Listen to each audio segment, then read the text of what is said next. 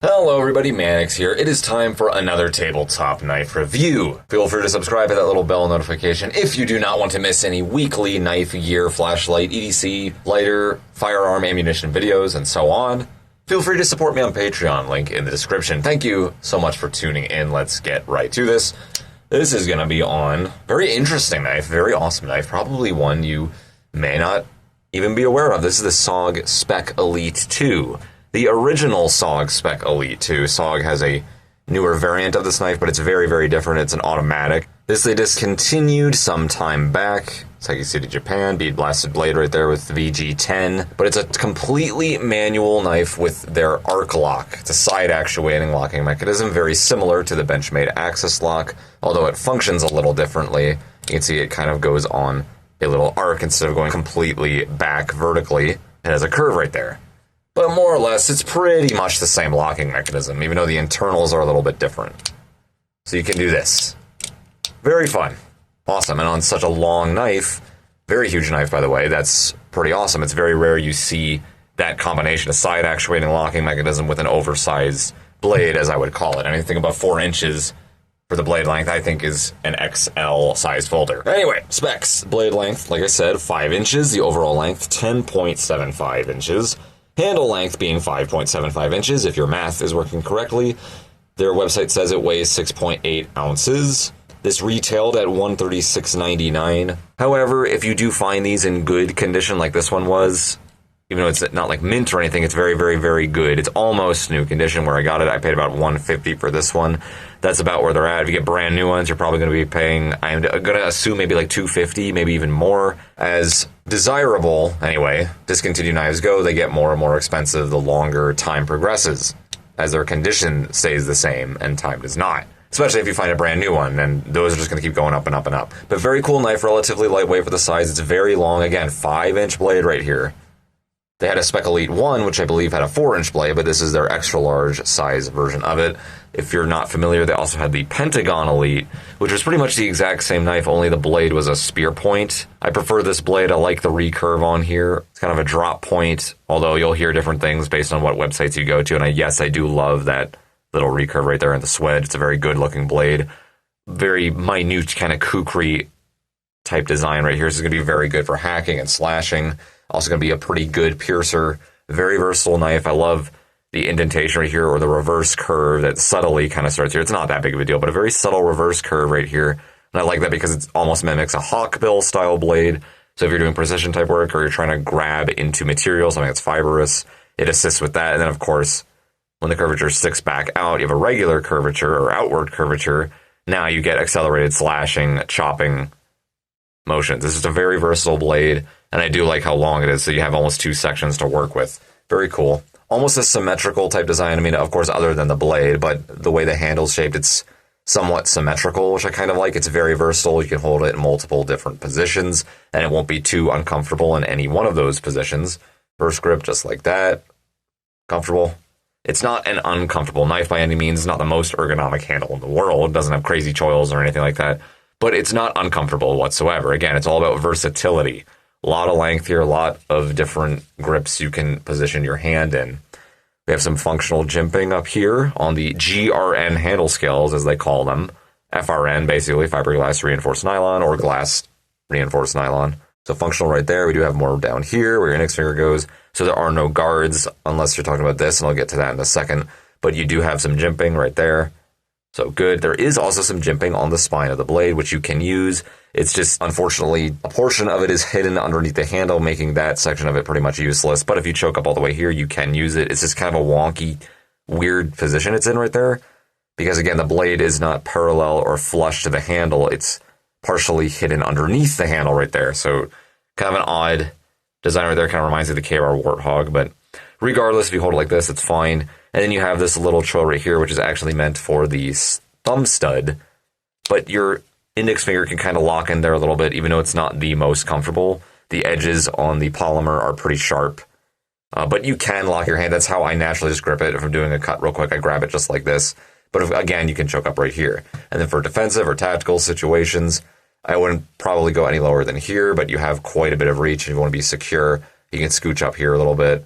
Lanyard hole, if you want a little bit more to grip onto, but A lot of reach right here for such a fast deploying knife. You can quickly disengage and engage that locking mechanism. Really love that. Again, I love side action weighting locking mechanisms. It's completely ambidextrous. Dual thumb studs right there. Of course, the locking mechanism is ambidextrous. Pocket clip is swappable to the left side. It is tip up only. Not that any of you probably care if it has the option for tip down or not, because I certainly don't. Most of us do not care for tip down carry. So on the GRN handles we have right here, we have a diamond pattern. It almost has a rubberized feel to it. It's not. It is a very hard polymer. It's not a softened rubberized texture at all, but it almost mimics this pattern. It's not super aggressive, but it is grippier than just having a slick surface right here. Very interesting. I do like this grip. It's not my favorite or anything, but I really don't mind it. It's very simple. It's not bad looking either. It's just, it really assists in the fact that there are no huge distinct choils on here or anything. It does offer a decent amount of side traction. And then, of course, we have jimping on both the bottom, the top, and that small little, almost inaccessible portion of the spine of the blade right here. So it's decently grippy enough, which is very nice considering it is supposed to be kind of a tactical defensive type blade. You have a lot to work with right here, a lot of reach, a lot of versatility, a lot of speed because of that locking mechanism right there. Look at that, no wrist movement, and it flicks out this 5-inch blade every single time. Carries just fine. I don't dislike this pocket clip. I don't love it, but you know, it is functional. It's ventilated. I kind of wish it wasn't. Sometimes I like ventilated clips, sometimes I don't. This is an example of a knife. It just looks weak to me. I know it's not. I know it's not going anywhere. But it just looks weak and flimsy to me. I don't know what it is. You could call it more covert than a regular pocket clip that's not ventilated because it's almost like a little cloaking device. Center of it anyway. Your pants are going to show through here and you have less clip showing. Maybe that's the point of the ventilated clip. But if anything, it's probably just for aesthetics. Technically, it lightens it up. Yeah, it's just a little bit weaker, but you could consider it more covert and a little lighter weight, I guess. But no, it is absolutely functional. It's designed very well. From the side, it looks almost just like a Spyderco clip.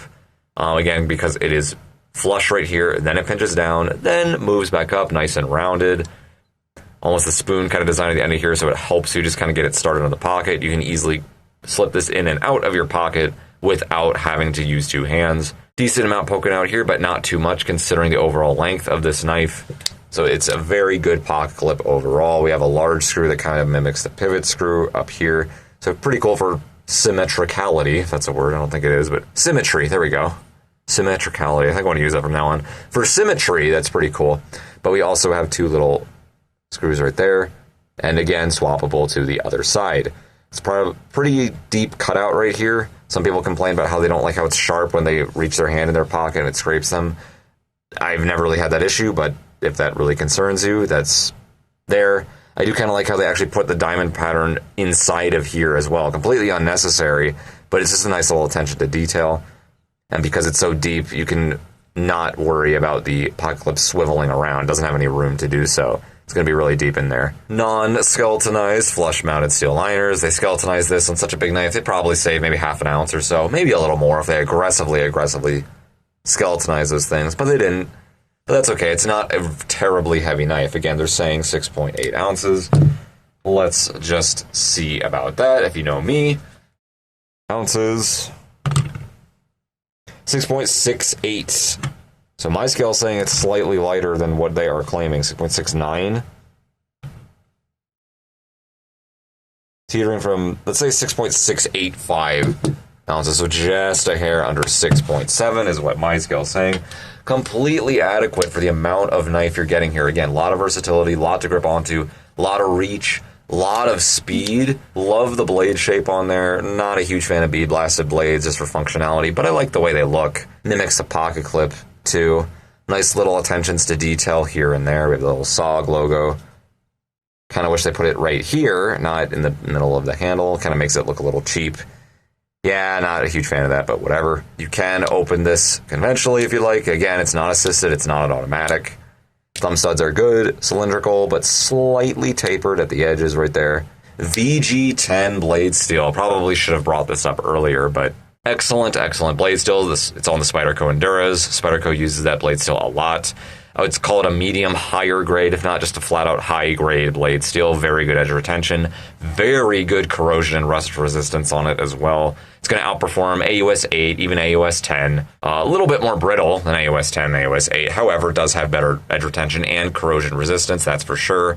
Other than that, there are some ups and downs in comparison to the two. The reason I bring up AUS 8 and AUS 10 is because a lot of blades in this sort of philosophy of use in this length, let's say, mostly cold steel, use those blade steels, so I think it's a fair comparison.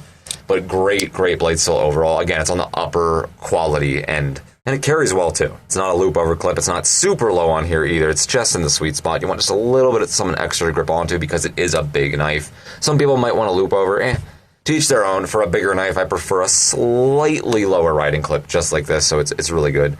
This is an excellent knife. I have no obvious issues with this. I don't think it's bad in any way, other than perhaps maybe this choil being a little bit uncomfortable. It's a mildly uncomfortable knife in some aspects, but it's very versatile. Again, very versatile at the same time, so no matter what your hand size is, you're not going to be super offended by this knife's grip, let's just say. And again, I love that blade shape, love the blade steel. Not a huge fan of the finish, but it is what it is. Decent side traction on here, decent weight, feels very balanced, and the big selling point for me, again, is that speed and side actuating locking mechanism on there. That arc lock accompanied with such a big, long blade, that's awesome. It's a rare combination you see. It's rare you see knives, folding knives of this size to begin with, but with a side actuating mechanism that just sets it completely over the top. Really outstanding knife. It's a shame they do not make these anymore. No more manual 5-inch side actuating knives. I can't think of any that are out there. The only other one I could think of is maybe the Spectacles Manix XL. So there you go, the SOG Spec-Elite II, the old version. The actual model is SE18. That is in the title. So in case you look up SOG Spec-Elite II and the newer version comes up, just refer to that, and then this should pop up right away. Really awesome knife. It's one of my favorites. If you really want one, save up your pennies and try to find a good one, because they're going to get harder and harder to find, just like all discontinued folding knives tend to be. Thank you so much for watching. Manix out.